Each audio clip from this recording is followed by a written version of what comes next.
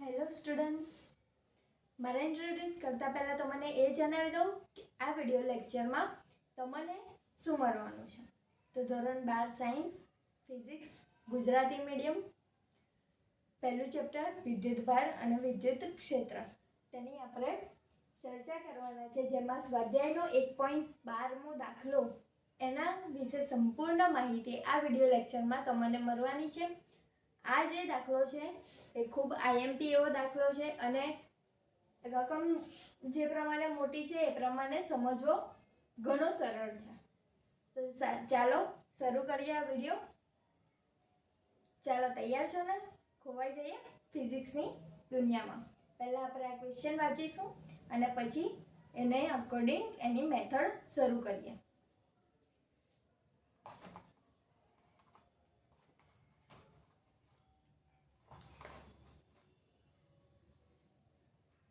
સ્વાધ્યાય 1.12 એનો એ અને બી એમ બે પોર્શન છે.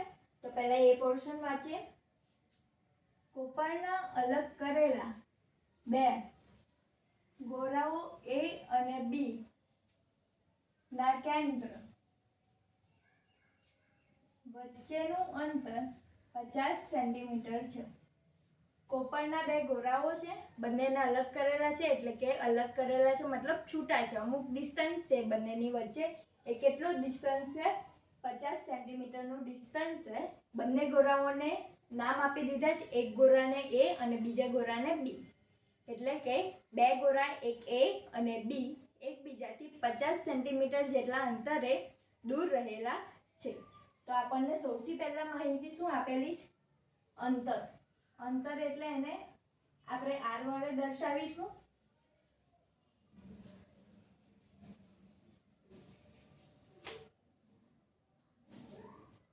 સો આર ઇઝ ઇક્વલ ટુ કેટલું છે? 50 સેન્ટીમીટર. 50 સેન્ટીમીટર. સેન્ટીમીટરને મીટરમાં ફેરવીએ તો 2 પોઈન્ટ જમણી બાજુ કે ડાબી બાજુ ખસેડવું પડે. મીટરમાં ફેરવવા માટે ડાબી બાજુ ખસેડવું પડે. તો 2 પોઈન્ટ ડાબી બાજુ ખસેડતા 0.50 મીટર આપણને અંતર મળશે. સેન્ટીમીટર અંતરનો એક મૂળભૂત એકમ મીટર છે, એટલે આપણે સેન્ટીમીટરને મીટરમાં ફેરવ્યું. આવી રીતે ના લખવું હોય તો 50 અને સેન્ટીમીટરને મીટરમાં ફેરવીએ તો 10⁻² પાવર લખવી પડે. પણ પોઈન્ટમાં લખીએ તો 0.50 મીટર. પોઈન્ટમાં લખીએ તો શું યાદ રાખવાનું? પોઈન્ટ 2 પોઈન્ટ ડાબી બાજુ ખસેડવાના. અહીંયાથી 2 પોઈન્ટ ડાબી બાજુ ખસેડ્યા તો 0.50 એટલે કે સેન્ટીમીટરને મીટરમાં કન્વર્ઝેશન થઈ ગયું. આગળ વાંચીએ. જો દરેક પરનો વિદ્યુત ભાર 6.5 × 10⁻⁷ કુલમ હોય.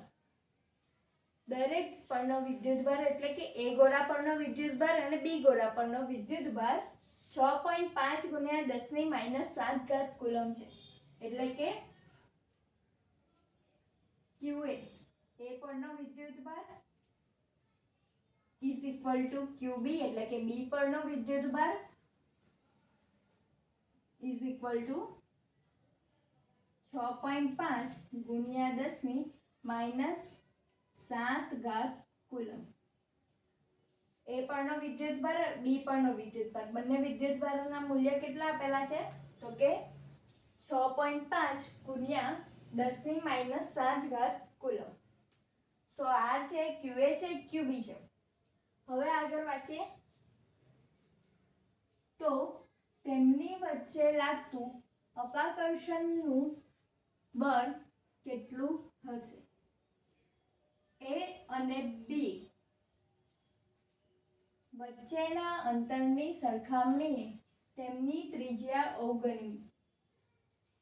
છેલ્લી લીટી સમજવા ખાતર છે, સમજો તો ચાલે, ખાલી એમ જ આપેલી છે. શોધવાનું શું છે? તો કે એ બંને જે ગોળા છે તેમની વચ્ચે લાગતું અપાકર્ષણ બળનું મૂલ્ય કેટલું થશે? બંને વિદ્યુતભારના મૂલ્ય આપેલા છે, અંતર આપેલા છે, અને આપણે બળ શોધવાનું છે. તો કુલંબીય બળ શોધવા માટેનું સૂત્ર કુલમના નિયમ પરથી કયું છે કે F = kq1 × q2 / r².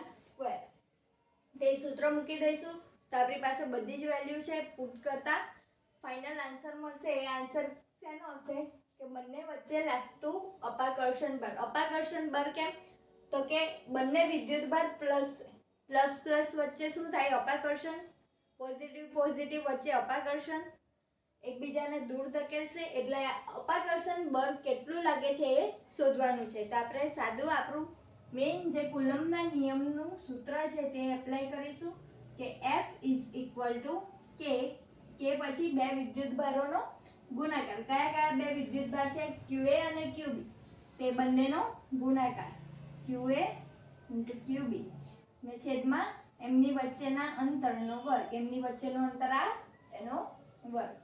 આ શું છે આપણું કુલમના નિયમનું સૂત્ર. કે ની વેલ્યુ તો સાર્વત્રિક છે, આપણને બધાને જ ખબર છે. QA છે, QB એ પણ છે અને આ એ પણ છે. તો આપણને બળ F મળી જશે. તો વેલ્યુ મૂકીએ. કે ની વેલ્યુ 9 × 10⁹. સાર્વત્રિક કોઈ બી સૂત્ર આમાં કે ની વેલ્યુ 9 × 10⁹ જ આવશે. કોઈ બી સૂત્ર આવે આ એમાં કે ની value F = kqa × qb / r² વાળું કુલમના નિયમનું જે બી સૂત્ર આવે એમાં કે ની વેલ્યુ ફિક્સ 9 × 10⁹. QA અને QB બંનેની વેલ્યુ લખી દઈએ. બંનેની સેમ છે તો બંનેનો વર્ગ થશે. તો કાં તો છૂટું જ લખી દઈએ કે 6.5 × 10⁻⁷ ગુણ્યા 6.5 ગુણ્યા 10⁻⁷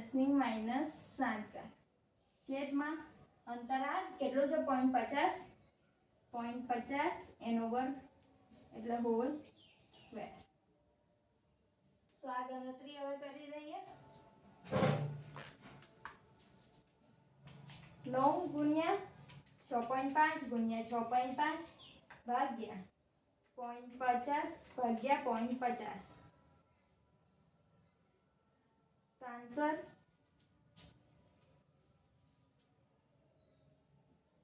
1521 ગુણ્યા હવે 10 ની પાવર 9 - 7 - 7 10 ની કેટલી -5 ન્યૂટન. ન્યૂટન શા માટે તો કે બળ છે F ફોર્સ એનો એકમ ન્યૂટન. હવે અહીંયા પોઈન્ટ અહીંયા આવશે તો પોઈન્ટને 3 બાજુ ડાબી બાજુ ખસેડીશું. પોઈન્ટને 3 એકમ ડાબી બાજુ ખસેડતા ઘાતમાં 3 વધારો થાય. તો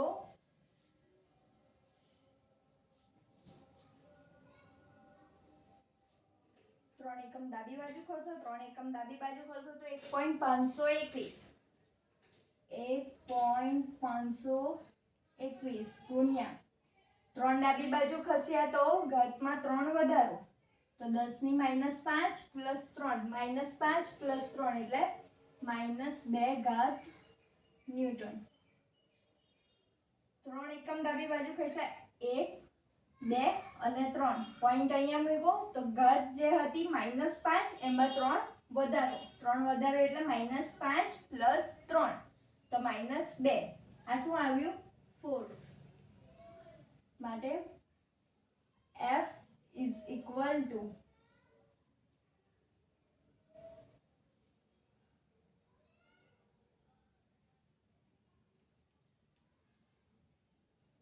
1.5 ×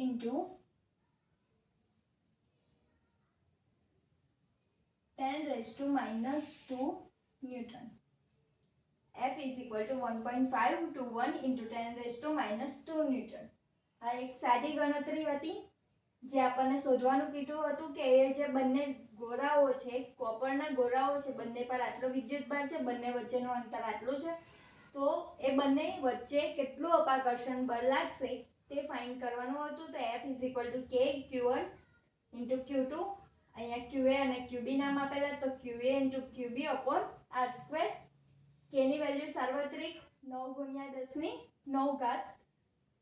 QA 6.5 ગુણ્યા 10 ની -7. QB એઝ ઇટ ઇઝ 6.5 ગુણ્યા 10 ની -7 ઘાત છેદમાં R². R શું છે 0.50 મીટર, તો 0.50 એના આખાનો વર્ગ, એટલે અહીંયા પણ વર્ગ. ઇલુસ્ટ્રેશન આપ્યું તો 1521 ગુણ્યા 10 ની -5 ઘાત ન્યૂટન. હવે અહીંયા પોઈન્ટને 1, 2 અને 3 ડાબી બાજુ ખસ્યા તો ઘાતમાં 3 વધારો કર્યો. -5 + 3 -2 ઘાત ન્યૂટન. તો આ જે એ પોર્શન હતો તેનો આન્સર આવી ગયો છે કે F = 1.521 × 10⁻² ન્યૂટન. હવે આગળ બી પોર્શન વાંચીએ કે જો દરેક ગોળા પરનો વિદ્યુત ભાર બમણો કરવામાં આવે. હવે શું કીધું કે આ જે બંને ગોળા હતા કોપરના, એ ગોળો અને બી ગોળો, એ બંને ગોળા પરનો જે આ વિદ્યુત ભાર હતો એ બમણો કરે છે. બમણો કરે છે એટલે ગુણ્યા 2. તો હવે લખ્યો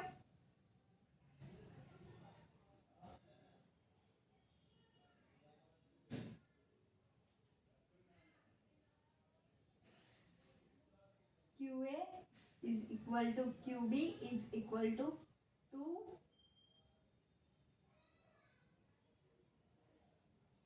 into 6.5 × 10⁻⁷ કુલમ. કેમ 2 ગુણ્યા કર્યા? કારણ કે અહીંયા કીધું છે કે બંને ગોળા ઉપરનો વિદ્યુત ભાર બમણો કરવામાં આવે છે, એટલે આ જે વિદ્યુત ભાર હતો પહેલા એના 2 ગુણ્યા કર્યા, એટલે બંનેનો બમણો કર્યો. હવે આગળ કે અને તેમની વચ્ચેનું અંતર અડધું કરવામાં આવે. એમની વચ્ચેનું અંતર કહેતા કે r એ કેટલું કરવાનું છે? અડધું. તો r = 0.50 / 2 મીટર. અંતર અડધું, વિદ્યુતભાર બમણું. અંતર અડધું, વિદ્યુતભાર બમણું. હવે તો કેટલું અપાકર્ષણ બળ લાગે શોધવાનું છે. અપાકર્ષણ બળ પહેલા કિસ્સામાં બધી વેલ્યુ બેઠી આપી દીધી હતી. બીજા કિસ્સામાં વિદ્યુતભાર બમણો કર્યો અને અંતર અડધું કર્યું. તો હવે કેટલું અપાકર્ષણ બળ લાગશે એ શોધવાનું છે. તો ફરી આ જ સૂત્ર આવશે કે F = K QA × QB upon R². આ બી પોર્શન છે. હવે K ની વેલ્યુ તો એઝ ઇટ ઇઝ કાં તો હમણાં K ની વેલ્યુ 9 ગુણ્યા 10 ની 9 ઘાત. QA 2 ગુણ્યા 6.5 ગુણ્યા 10 ની -7 ઘાત. QB 2 ગુણ્યા 6.5 ગુણ્યા 10 ની -7 ઘાત છેદમાં r 0.50 ભાગ્યા 2. 0.50 ભાગ્યા 2 એટલે કેટલા થાય? 0.25.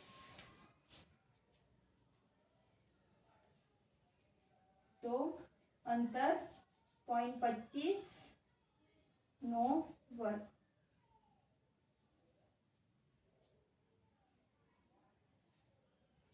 K ની વેલ્યુ, QA ની વેલ્યુ, QB ની વેલ્યુ અને અંતર R ની વેલ્યુ બધી વેલ્યુ મૂકી દીધી. હવે ફાઇનલ આન્સર લાવીએ.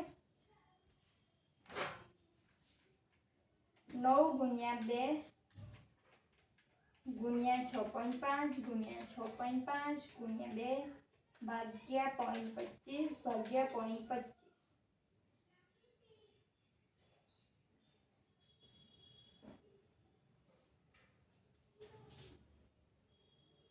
24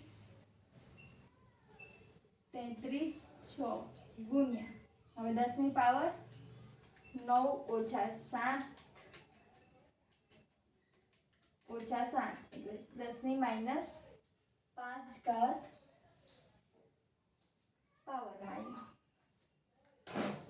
આ બધાનું ઇલુસ્ટ્રેશન કર્યું. ઇલુસ્ટ્રેશન કરતા 24 33 6 ગુણ્યા 10⁻5 એવો આન્સર આવ્યો. સો હવે final answer f is equal to, હવે અહીંયા -5 છે ને અહીંયા પોઈન્ટ કેટલા ખસેડ્યા? 1 1 2 3 4 અને 5.